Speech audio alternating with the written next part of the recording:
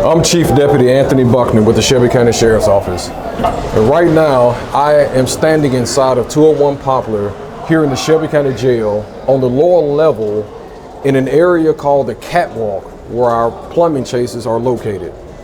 On the other side of this wall, inmates have just finished showering. And as we can see, I am literally standing inside of a pool of water. This pool of water is an example of several places inside of the Shelby County Jail where we have leaks, and these leaks breed pests. And so this is why we're going before the county commission and we're asking for $15 million to help repair leaks such as the one that I'm standing in right now. Other problems that you've heard us speak about deal with doors that won't lock.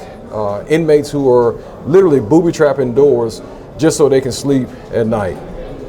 These doors cost millions to fix, and we're asking the county commission to walk alongside us as we work diligently to try to identify all of these emergency repairs and tackle them as soon as we possibly can. So let me be clear.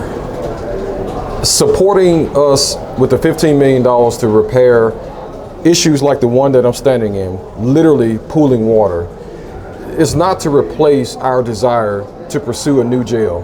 That is still needed. We will still need a new jail. However, these repairs will help us get through the coming years where deliberations will continue on where should a new jail be, how large should a new jail be, and how we're going to find funding for a new jail. We understand those are difficult conversations.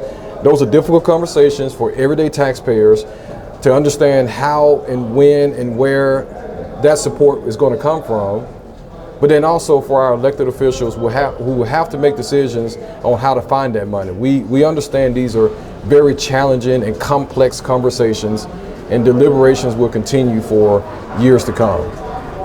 But we need this support now in order to fix the many issues that plague us every single day here in the Shelby County Jail. Thank you so much for listening and watching.